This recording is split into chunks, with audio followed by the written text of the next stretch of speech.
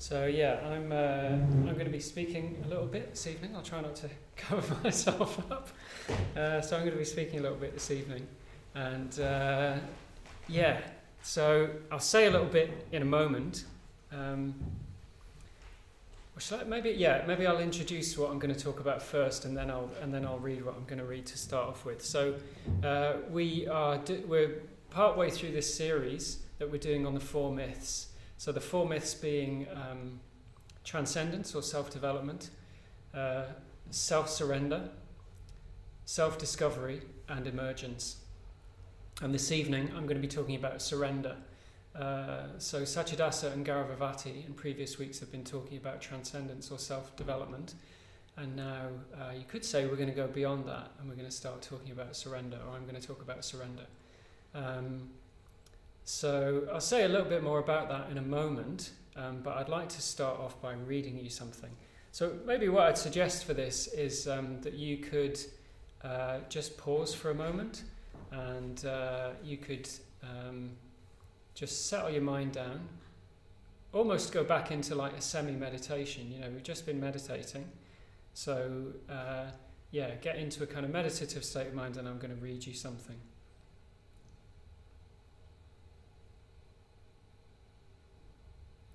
I am here, and there is nothing to say.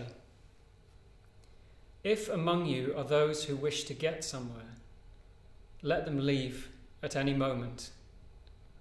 What we require is silence, but what silence requires is that I go on talking. Give any one thought a push, it falls down easily. But the pusher and the pushed produce that entertainment called a discussion. Shall we have one later? Our poetry now is the realization that we possess nothing. Anything, therefore, is a delight, since we do not possess it, and thus need not fear its loss. We do not destroy the past, it is gone. At any moment it might reappear and seem to be and be the present. Would it be a repetition? Only if we thought we owned it. But since we don't, it is free. And so are we. So that's from a lecture that John Cage gave in 1950 called Lecture on Nothing. And I'm going to be coming back to John Cage. But I just wanted to start the evening with that, partly just because I think it's extremely beautiful, and I love John Cage, and he's been a big influence on my life, and I'll be talking a bit about him this evening, but I wanted to start off with some of his writing. So I'll come back to him. But yeah, this evening we're talking about these four myths, and what those four myths are is a way of conceptualizing, or a way of thinking about practice, or a way of thinking about how we approach Buddhism, how we approach Buddhist practice. I was going to say how we approach the path, but even that actually already is kind of a conceptualization. I mean, you could say that the path is part of the myth of self-development. So, you know, as I said, over the last couple of weeks, Satchidasa and Gauravavati have talked about this myth of self-development or transcendence. And I think we need to start with that before we say what surrender is. So we kind of need to go back to this idea of self-development to then talk about what it is to surrender, because we need to know what it is to develop ourselves in order to know what it is to begin to think about surrendering. So I think this idea of a path is a kind of a concept that fits very well with this idea of self-development. You know, if you come to the Buddhist Center or you come to our talks, you'll hear people talk like this. They'll say, the path, I've been on the path for a long time, or the Buddhist path, or the journey, my journey with Buddhism started in this way, or my journey started 20 years ago. And of course, there is no literal journey. You don't need to go anywhere. You might need to walk from Stepney to Bethnal Green, or, to your computer or whatever, but there is no actual journey. It's a way of thinking about practice. And all of these myths are ways of thinking about practice. And I think with this myth of self-development, it's, when we come to the Buddhist Center, most of us, we actually need to do something, don't we? And this is what this myth of self-development is about, is we actually need to do something. We actually need to take action. So another way of talking about it, like the path and the journey, is sometimes you hear people talking about doing work on themselves. So I've been working on myself, or I've been, doing this or that, or, it's in a funny sort of way. It's quite a funny phrase, isn't it? When people say, "Oh, I've really put in the time. I've done a lot of work on myself." What does that really mean? Well, it means that we've kind of engaged our will and we've taken action in order to try to change ourselves. There's a kind of an idea that if we take certain actions, that will have an effect and that will change us. And that is true if we do certain things.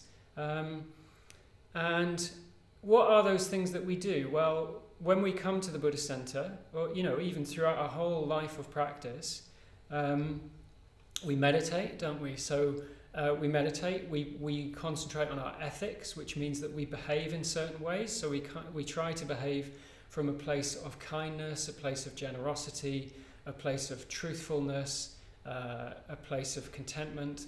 There are certain things that we try to start doing, and there are certain things that we try to stop doing. And that may even be just like more mundane things, like taking care of ourselves or eating properly, or even just getting to bed at the right time every night. I remember Nyanavacha talking about him going to a Zen group when he was in his 20s, I think, and their main practice, believe it or not, was going to bed at the same time and getting up at the same time every day. Like, his teacher was really, really big on that. So all of these things are quite important, aren't they? Particularly I think when we are quite new to practice, often when we arrive, we're not in a very good shape. So I was in a pretty bad shape myself when I first came to the London Buddhist Centre. I had been through a very painful relationship breakup. I felt like I couldn't get any peace in my life. I was just, I was very down. I was very kind of upset, and I wasn't in a happy place in my life. I wasn't where I wanted to be in my life, and I kind of needed to get myself together a little bit. And coming here really enabled me to do that. So I was meditating before that, but my meditation practice became more regular. I started going on retreat. I started thinking about my ethics and so on. I did the things that we all start to do when we start practicing Buddhism more seriously. And those things involve will, and they involve effort. And that's great, isn't it? There's nothing wrong with that. So with all of these myths, it's not that one is kind of better than the other. It's just that one might be suitable at one time or another, and one might be suitable for a certain period of time, and then maybe it doesn't serve us beyond that period of time, and we need to start thinking about approaching the path in a different way. So that kind of willed action and that kind of effort is fantastic. Actions do have consequences, and the actions that we take have effects on ourselves and other people. So that's really good, and that can even be, this principle I think can apply to, or this myth can apply to, as I'll say a bit more when I start talking about John Cage in the next section of what I'm going to talk about. It can apply outside of a Dharma life or outside of practice. So it can apply to the arts or creativity, or it can even apply to our general life. So I remember myself, like round about the same time that I came to the Buddhist Center, I started really, really trying to exert a lot more control over my life. So there was a lot of things that I started doing. So as I said, I wasn't in a particularly good place. I was really unhappy with my job. I kind of thought of myself as a sort of creative person. I'd been making music for a long time, but I didn't have enough time to devote to that, and I was frustrated by that fact. I wasn't happy with a lot of my friendships. I wasn't happy with where I was living, like pretty much everything, basically. And at that time, actually, I had some coaching. So I had some life coaching, which I found very, very helpful. And the basis of that whole thing is basically like, if you don't like your life, you can change it. You just have to take the right actions. So I did that. I did that a lot over a long period of time and ended up in a much, much better place. I left my job. I ended up going back to do a master's in music composition, and I left my job and went and worked in New York for a while, and it was fantastic. It felt like my life had sort of taken on, well, I had a kind of a new lease of life, basically. But what I found after a certain period of time is that amount of willed effort, it gets a bit exhausting after a while. It got exhausting for me, and also it got a bit exhausting for my friends, I think. Like, they were really sick of me just being like, you need to take action, and you, like, I don't know if anyone's seen the Tony Robbins. People know Tony Robbins. You know, it's like a little, like, you know, in some ways I think he's great. He really helps often to pull people out of a hole. But I don't think I'd want to live with him. You know, it's just like really, really like all the time, you know, what action do you need to take? And you need to be the master of your own destiny. And all of that, you know, it's okay up to a point. I think, from my own experience, I've nothing against Tony Robbins, by the way. I'm just being slightly flippant. But yeah, I found for me it just got a bit exhausting. Like, I just felt like I was putting in effort all the time. Effort. And I felt it only got me so far. And I sort of, eventually that kind of ran out on me a little bit. And I think we can see this in the life of the Buddha as well. So if you think about the life story of the Buddha, I think it's really important to reflect on the fact that the Buddha's awakening didn't just arise on the basis of, it wasn't like a cognitive thing that happened, and it wasn't a reflection. He didn't think his way out of enlightenment. He needed to put certain conditions in place to begin with in order to get to the point where he was receptive enough for a new kind of consciousness to arise.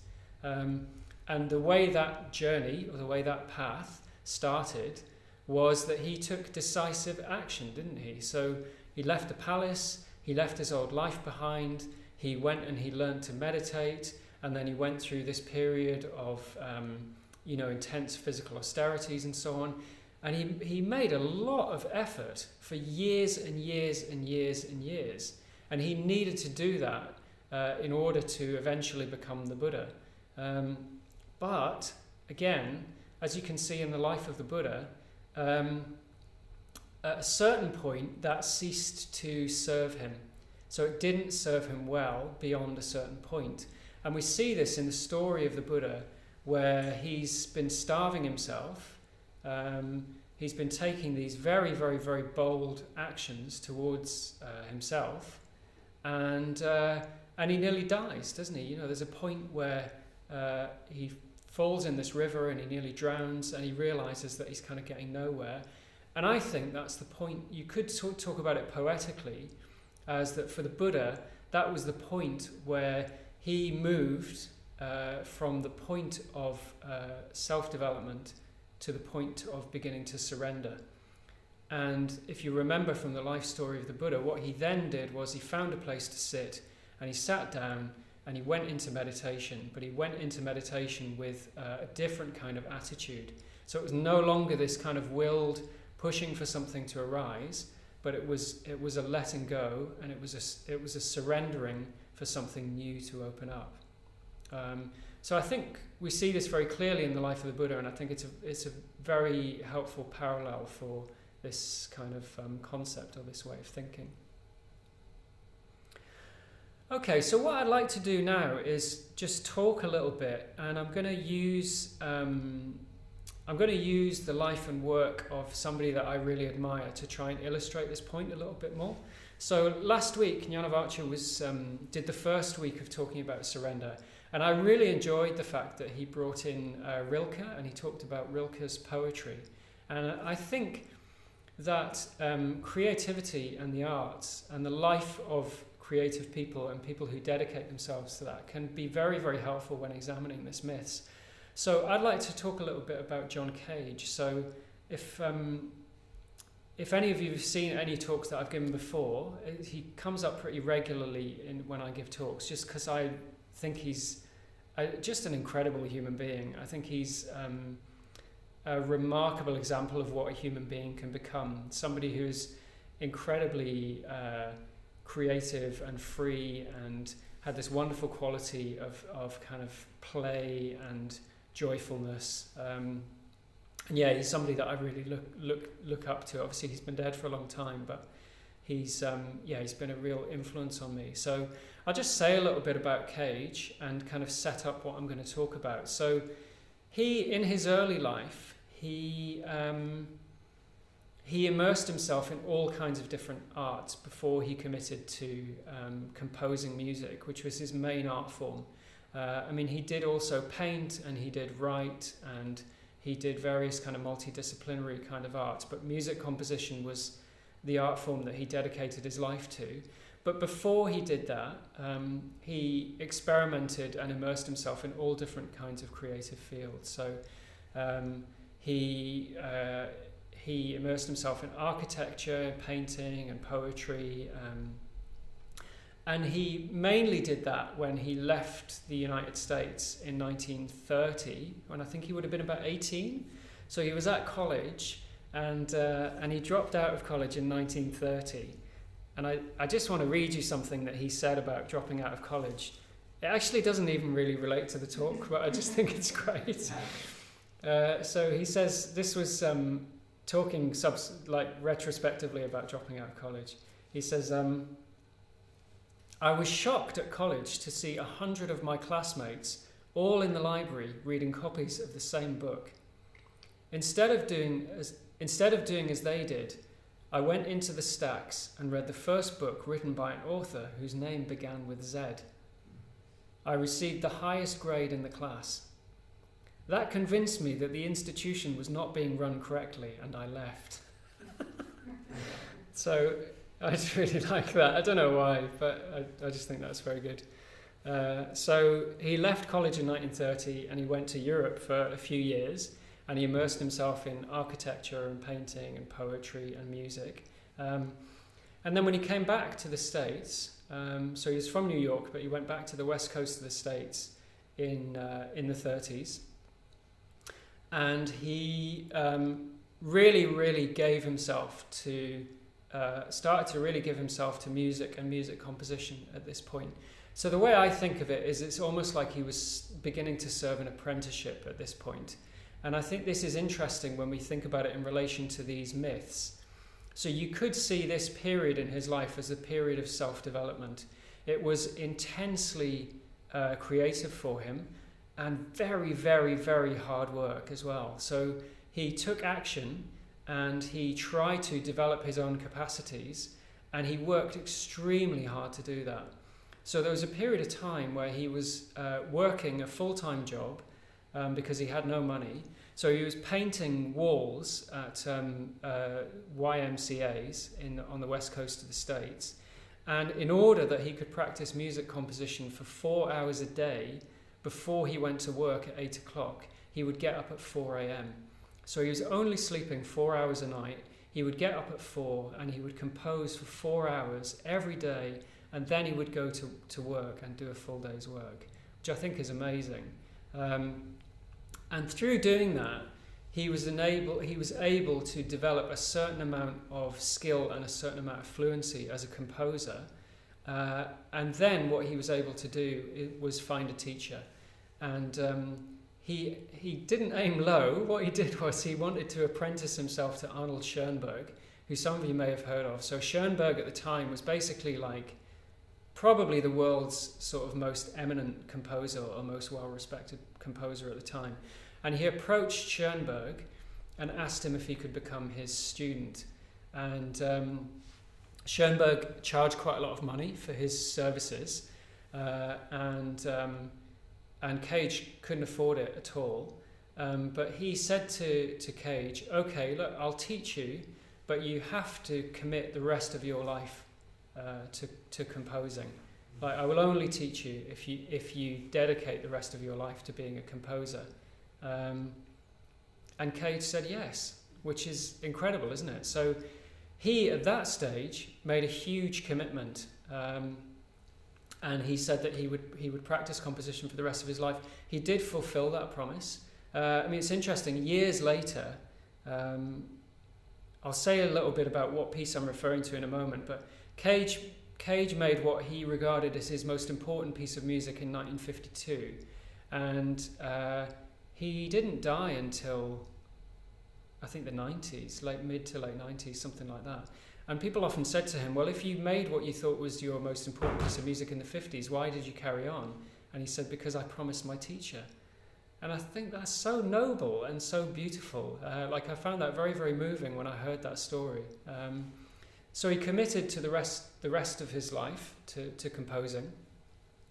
And I think that's interesting as well, because I think surrender and commitment, there's a very, very close connection between those two things. Like, if we're surrendering, we need something to surrender on the basis of, and we need something that can hold us when we surrender. And I think our commitment can hold us. And I think in Cage's case, his commitment held him as he began to surrender. And anyway, Schoenberg said to him, okay, what was it he said to him? He said something like, you can't compose unless you've got a feeling for harmony. So you can't be a composer unless you've got a feeling for harmony. And Cage said, I have no feeling for harmony. And Schoenberg said to him, well, in that case, that's a wall that you will come up against time and time again. And Cage said, well, I will dedicate the rest of my life to banging my head against that wall. Which again kind of shows this, partly a kind of playfulness, I think, but partly this sort of commitment. And then various things happened to Cage. So he really, really launched himself into this world of composition, and he worked mainly with percussion to begin with. So he was always very, very kind of unconventional with the way he approached music.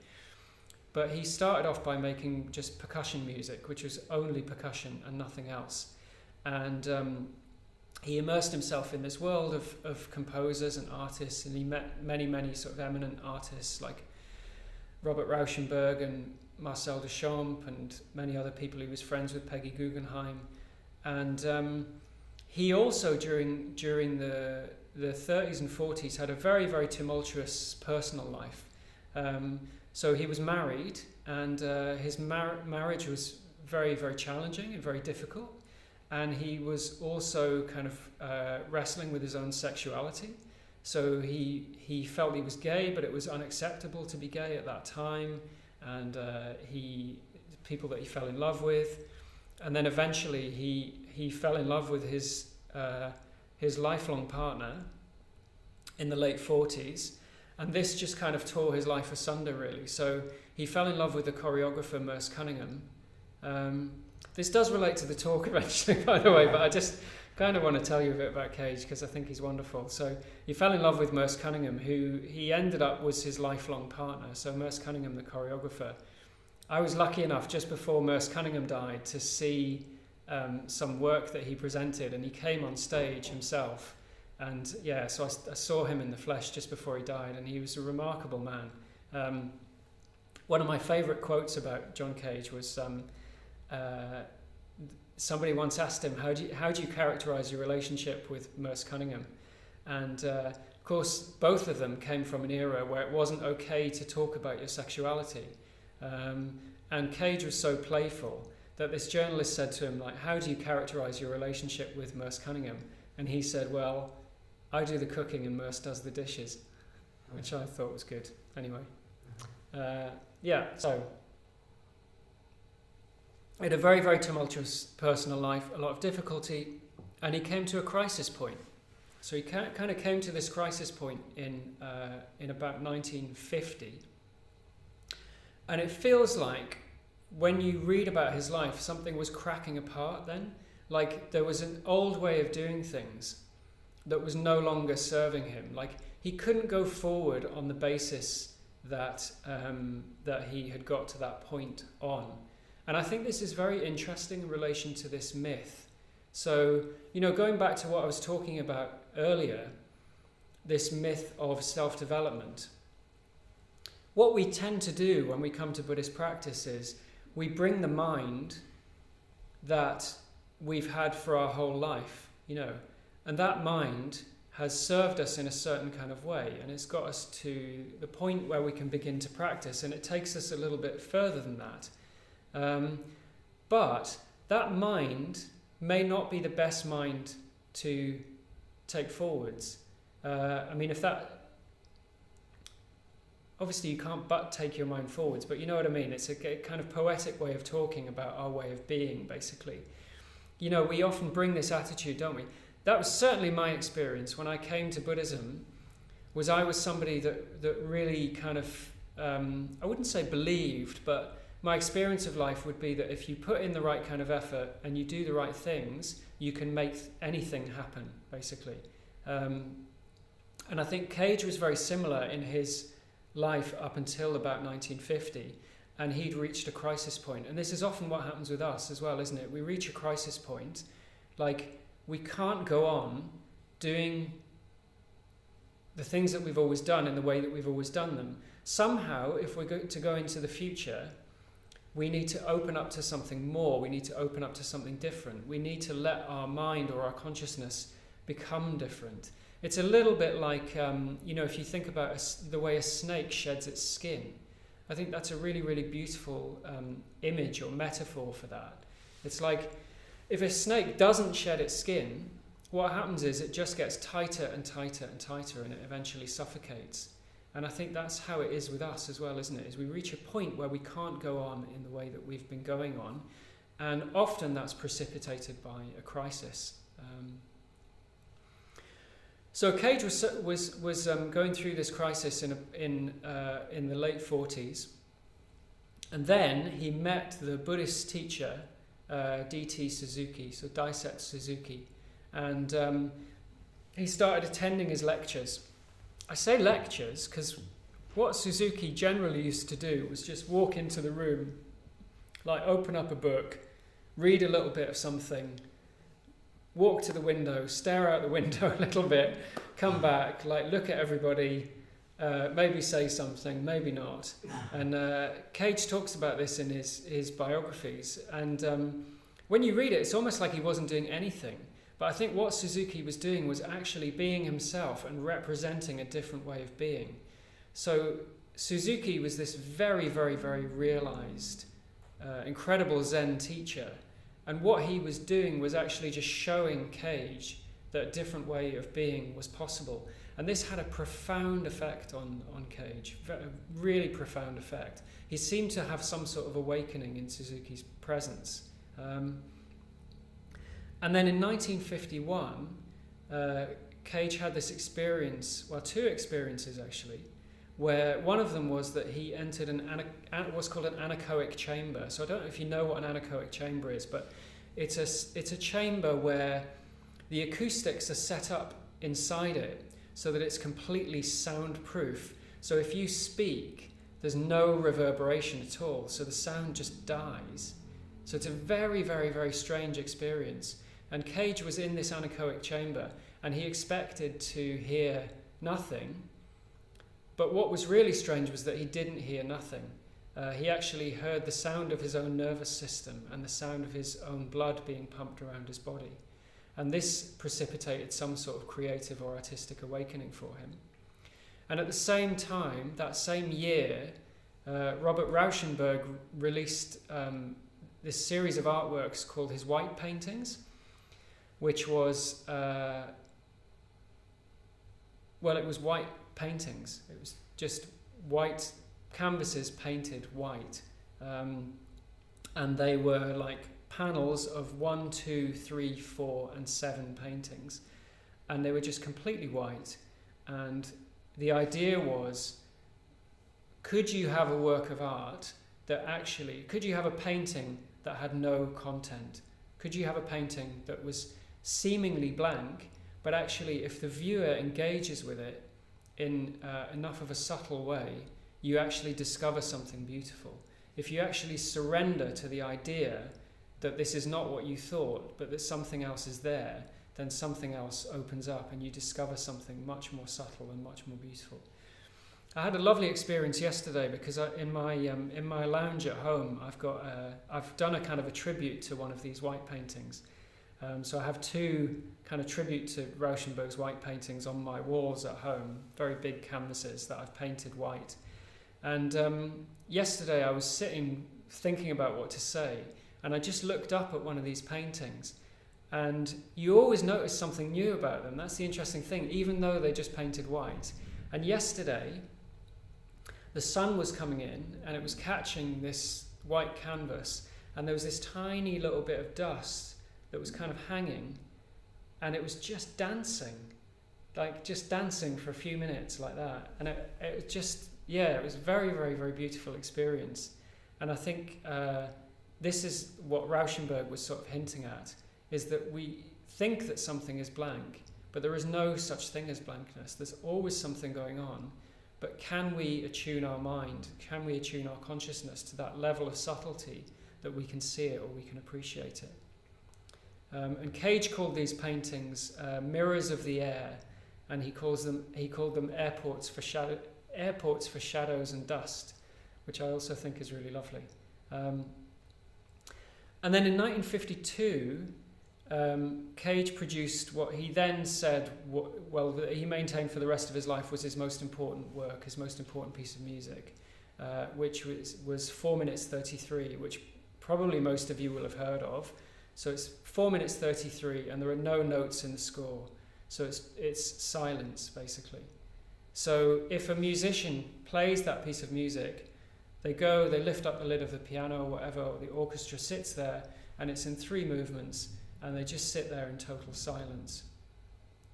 It's utterly profound, like incredible, audacious, playful, bold, profound piece of work, I think. And interesting, I think, that this was so radical at the time, so Cage said that what he wanted to do was produce something like this for a long time, but he just didn't have the courage. He didn't know how he could do it, and he didn't have the courage. And seeing Robert Rauschenberg's white paintings, who was a friend of his, he said gave him the courage to produce this piece. And of course people thought it was a joke. And he'd said before that one of the reasons why he didn't want to produce it was because he was deadly serious about what he was doing, and he didn't want it to be treated as a joke. But of course people treated it as a joke.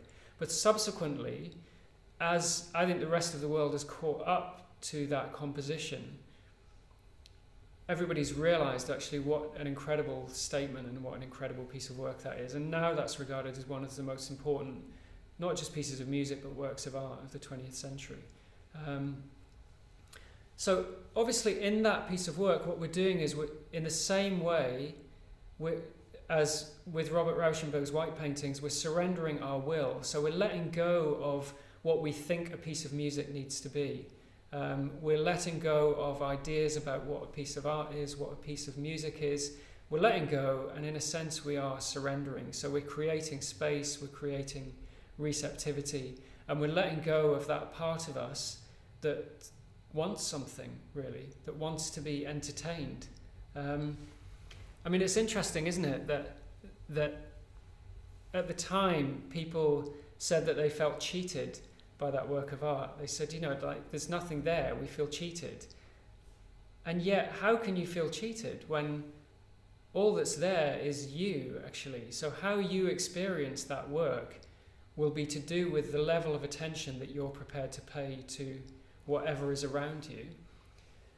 And obviously that piece of work is going to be completely different depending on where it is, or where it's held, or the sounds in the auditorium, or even the audience, or their coughing, or whatever it is, when it's performed.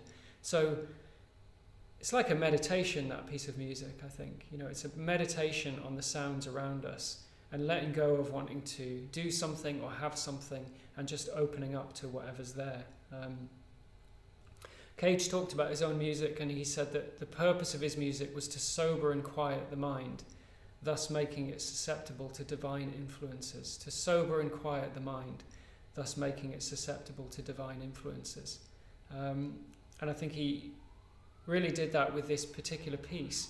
And then, after that, he spent the rest of his life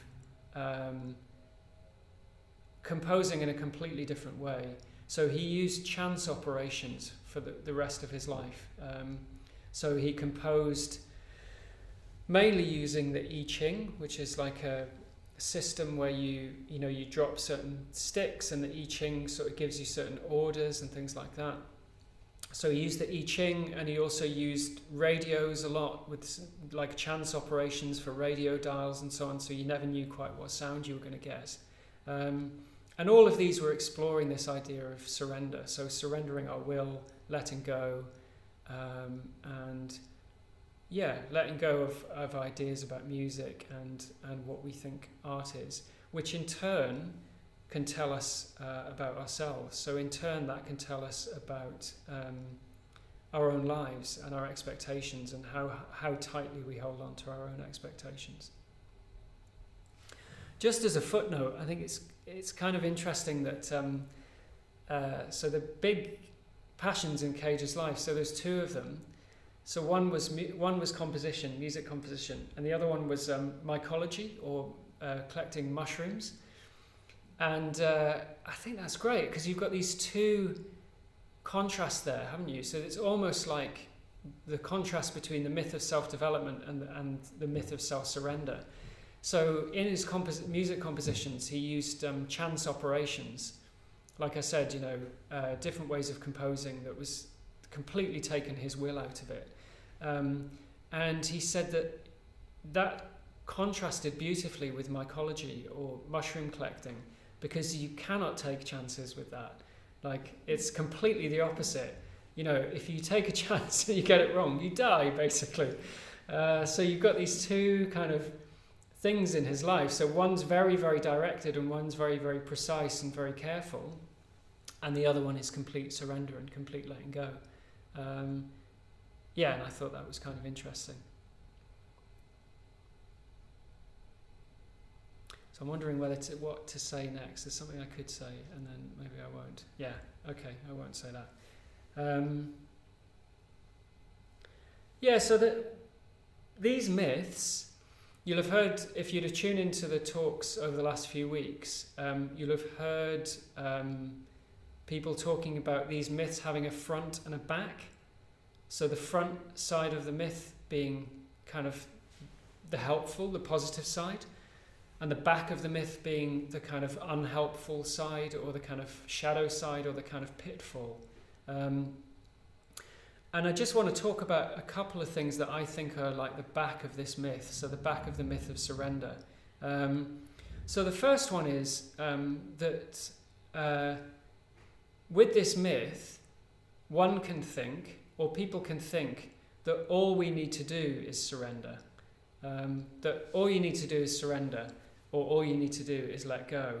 And that's not helpful. So as you can see from, maybe a little bit from the example of my own life, but from this example of Cage's life, you can't just surrender. You have to surrender on the basis of something. You have to have something to surrender. Like, you can't just let go if there's nothing to let go of, if that makes sense. And I think you see this in great works of art, so like with Cage and the example of his work, you also see it with people like, Jackson Pollock or Marcel Duchamp. So if you think about Jackson Pollock's work, that some of you may be familiar with, that kind of, to the untrained eye, could look like just paint splattered on canvas, because it is just paint splattered on canvas. But it's not just paint splattered on canvas, because it's paint splattered on canvas by an artist who is classically trained, and who actually was an incredible painter if you look at Pollock's early paintings. And he went through this whole process of following form and then departed from form.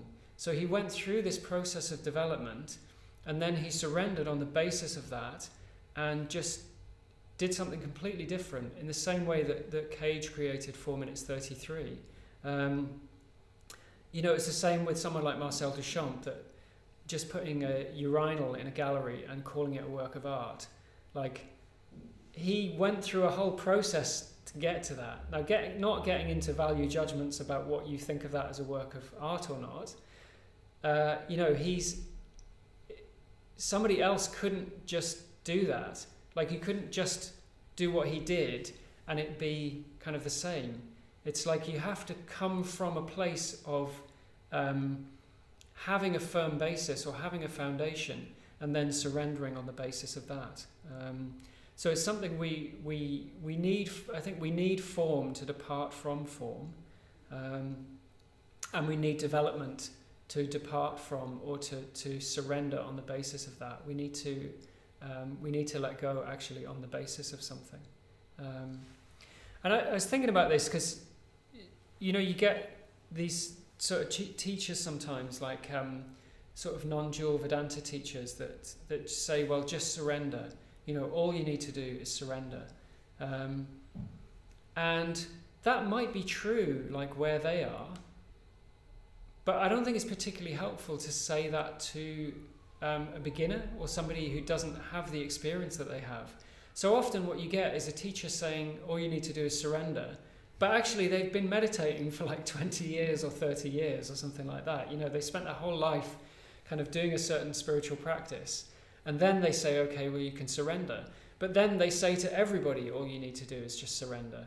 And actually, I don't think it is particularly helpful to think that you can just surrender if you don't have anything to surrender on the basis of. Because you can't do that. I mean, what would that be like? I don't know. It's just a sort of aimlessness or floppiness or something like that, Yeah, so I think also you need so you need to surrender on the basis of some kind of vision. I think you need to know what you're surrendering to, and you need to know what you're surrendering in the direction of. So in our tradition and in Buddhist practice, we have the Buddha here. This is why we have the Buddha on the shrine, and it's almost like we surrender in the direction of the Buddha. It's not that we're just surrendering aimlessly. We're opening up to something, and we have enough of an idea of what we're opening up to in order to surrender to it. It's not like we just let go and just sort of let go aimlessly. And I think also as well, we need to see that embodied in other people. So I was thinking about this in relation to Cage. Like, he only got to the place that he did where he was able to surrender his way of doing things or surrender his will because he'd met Suzuki and because he had the example of Rauschenberg and other artists as well. So it's almost like he could see where he was going and he'd seen that embodied. Like with Rauschenberg's white paintings, they gave him the courage to do what he was doing. So he could see that it could be done. He could see that somebody was a few steps ahead of where he was. And I think we need that as well. We need to see that embodied in people that we actually know and not just the Buddhas. So, for me, that happened to me when I came along here and I met or I saw teachers that have been practicing for a very long time that I was very, very impressed by, and I'm still very impressed by, looking up to those people. So it's like we're surrendering in the direction of those people, and we see what that does. If we were to give ourselves to something and we were to surrender ourselves to this path, what would that look like some years down the line? And then the second thing I want to say is that this myth doesn't mean not acting, so it doesn't mean not taking action. So surrendering doesn't mean not acting. It doesn't mean doing nothing, and it doesn't mean being passive.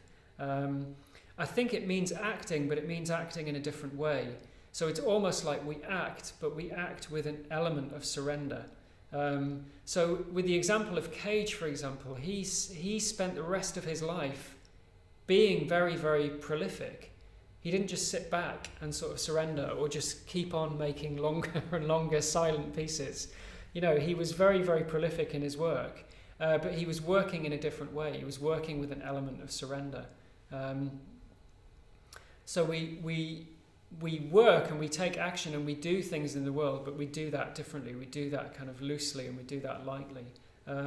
So I was thinking about this, and I was thinking about in my life and in my work. So I work for a charity, and we run programs in India and Nepal that offer like education to people from very, very poor communities, and programs that work with women and girls and so on. And there was somebody that came to my mind who's a friend of mine who's called Mina, and she's spent her life running this organisation that works with people from very, very, very poor communities, and working very, very hard to keep girls in school in a place where juvenile marriage is very, very common, and violence against women and girls is very, very common. And she embodies this myth really well, I think, because she spends her whole life, like all day, every day, working in a completely tireless way. So she embodies this idea of development in that she's trying to do something in the world, but she also embodies this myth of surrender, because she does it lightly. She knows that what she's doing is almost impossible. She knows that what she's trying to achieve and the ideals that she wants to bring into the world are very, very difficult to do and very, very challenging. So she holds it lightly. She doesn't have a rigid idea of what it is that's going to happen, and she doesn't get disappointed when things go wrong. Far from it. She expects things to go wrong. She knows she's not in control, and she knows she's working in a very, very challenging environment. And I find that example very, very helpful, because I think it says a lot to me about my life, and it can say a lot to us about our lives. It's like we need to act, but we need to let go of the idea that we can control the outcome. Because we're not in control, are we? That we can influence, and we can have an influence over our surroundings, but we're very definitely not in control. I mean, this last year has really shown us that, hasn't it? There's so much that we can't have an influence over and that we can't control. So it doesn't mean not taking action, but it does mean that we act in a different way, that we act with a degree of surrender, and that we have a bigger perspective, and that we're not so tightly attached to this sense of ourselves. So it's not just about me and my development and me trying to make things happen and a kind of a better me. It's sort of going up to the edge of that thing of becoming a better us, and then beyond that into something bigger, which is about far, far more than us. And when we can do that, that's when we're starting to embody this myth of surrender, that we're opening up to something that is bigger than just a better version of us. It's bigger than anything we can imagine at the moment, and that's why we need to surrender to it. So it's this bigger perspective. I think so much of the pain that we experience is to do with holding on tightly to this kind of sense of self that we have, or this idea that somehow we can create this better version of ourselves, or that we can somehow line things up or engineer things so that everything will go well for us. And if we hold on too tightly to that, we stay, it's unpleasant. We stay kind of tight and we stay small. And we need to let go of that. We even need to let go of ideas about what we're going to become, I think. I mean, I've found this time and time again over the last few years, is I've realised quite deeply that I don't know where this path is going to take me. I don't know what I'm going to become. Any ideas that I have about what progress on the path looks like, I'm going to need to let go of, because they're all based on the mind that I have now, and what I'm trying to move towards is a mind that is different from that. It's a different kind of consciousness. So I need to actually let go of what I think progress looks like, even if that means sometimes that I think I'm not making the progress I thought I would. It's because that's based on an imagination that is actually faulty, because it's the imagination of the mind that I have now, if that makes sense. And what we need to do is open up to something bigger, I think. So I'm going to leave you with some words by Rumi that I think sums this up very beautifully, and then Kuslasara is going to come back and say something. So yeah, we need to open up. We need to be prepared to let go, and we need a much, much bigger perspective. We need to open up to more. So Rumi says, "They are the chosen ones who have surrendered. Once they were particles of light. Now they are the radiant sun. They are the chosen ones who have surrendered. Once they were particles of light. Now they are the radiant sun. Okay, so I'll leave it there and hand over to Kustasara.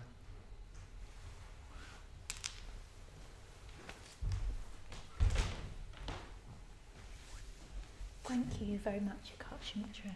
Yeah, beautiful talk. We're going to have a break shortly.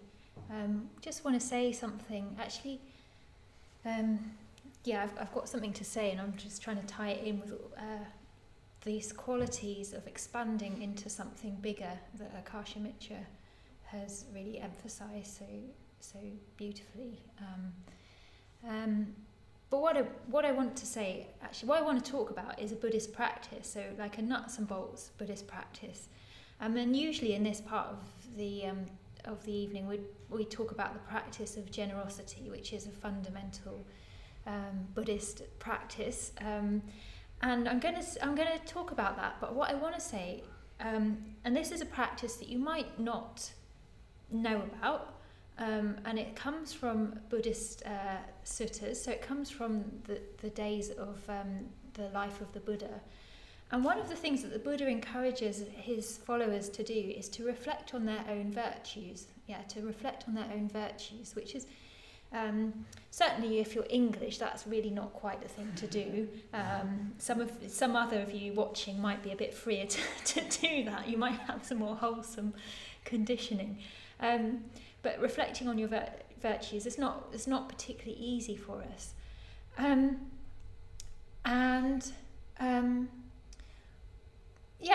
I've sort of read that a couple of months ago, and it's just keep coming up in my mind what this means. And I think one way to think about this, reflecting on your own virtues, is not in a listing the things that you're good at, I'm pretty good at, whatever.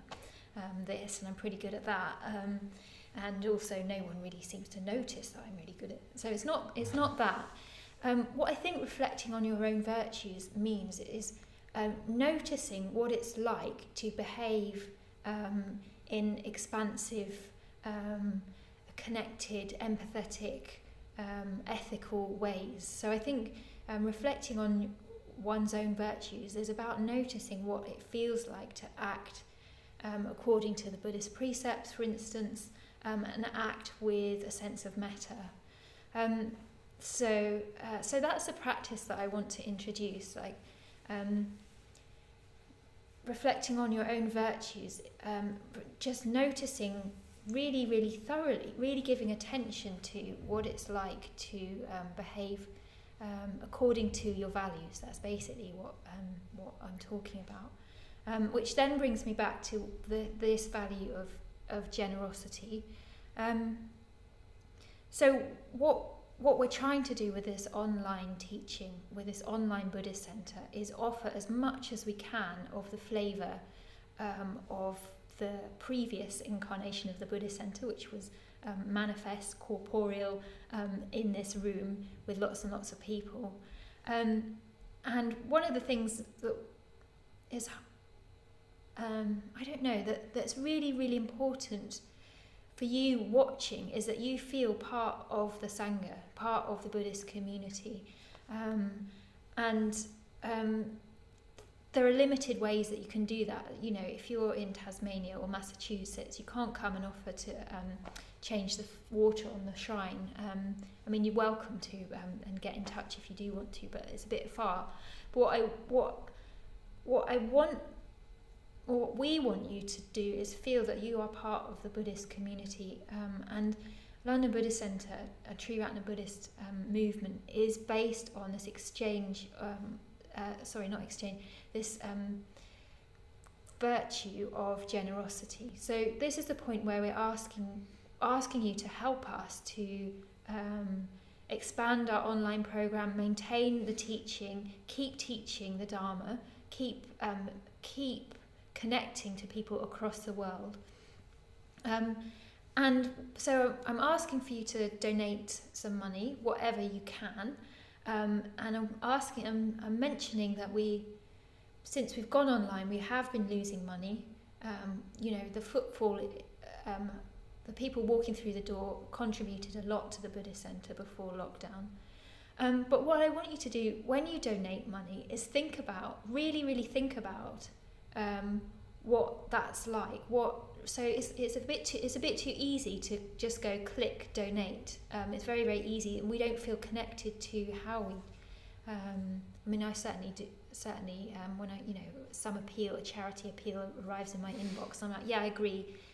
Click donate £10, whatever. And then I've forgotten that I've even done it like a few hours later. So I want you to think about what you're donating towards.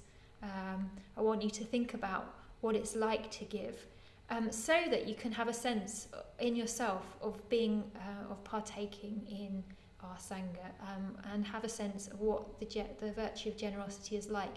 And in this case, you have to use your imaginations because you're not here.